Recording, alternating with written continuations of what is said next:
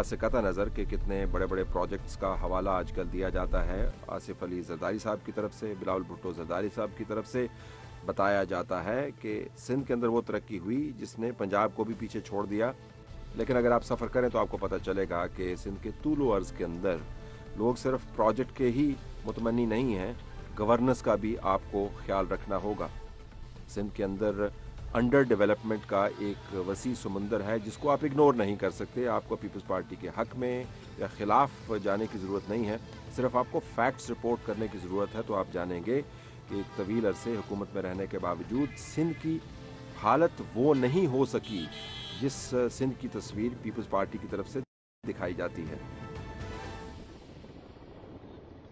इस वक्त हम सेवंथ के रूहानियत और सियासत से भरपूर इलाके में खड़े हैं और ये वो हल्का है जहाँ से यहाँ के चीफ मिनिस्टर भी इलेक्ट हुए हैं, मुराद अली शाह साहब। उनके वालिद भी यहाँ से चीफ मिनिस्टर बन चुके हैं। हर इलाके के अंदर कुछ कच्ची आबादी होती है। मैं इस वक्त सेवन की कच्ची आबादी में खड़ा हूँ, लेकिन इस कच्ची आबादी के जो नंबर्स हैं वो माइंड बॉगलिंग है।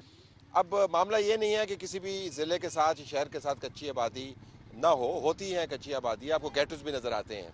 पॉइंट ये नहीं है कि पीपल्स पार्टी को लोग चाहते हैं या नहीं। पॉइंट ये है कि अगर इस इलाके में से 3 मरतबा चीफ मिनिस्टरशिप आ चुकी है तो इस इलाके की हालत को तब्दील होते हुए नज़र आना चाहिए। लोगों के सेंटिमेंट्स और मोहब्बत अपनी जगह पर, वो वोट किस वजह से देते हैं मैं इस बहस में नहीं पढ़ना चाहता, वो कोई और किस्म का प्रोग्राम होगा। लेकिन जब आप प्रोग्राम कर रहे हैं सियासत के ऊपर और इंतखाबात के ऊपर, तो ये नुक्ता भी आपको उठाना होगा कि एक तवील अरसे से जब आप इन इलाकों में मूव करते हैं तो इनकी हालत आपको बेहतर होते हुए नज़र नहीं आती। ये वो इलाके या ये वो ज़िले नहीं हैं जहाँ पर पीपल्स पार्टी को किसी किस्म की मुश्किल का सामना है। यहाँ पर अपोजिशन ना होने के बराबर है और यहाँ से मुसलसल पीपल्स पार्टी जीतती आ रही है, बड़ी सीट के ऊपर भी, छोटी सीट के ऊपर भी।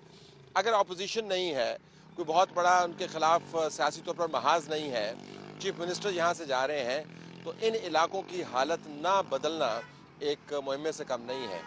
हम इस मुहिम्मे को सुलझा सकते हैं, लेकिन किसी और प्रोग्राम के अंदर। फिलहाल बताना इतना ही था कि इलेक्शन जीतना एक बात है, इलेक्शन जीत कर हकीकत में हकीकी लोगों की ज़िंदगी को तब्दील करना दूसरी बात है।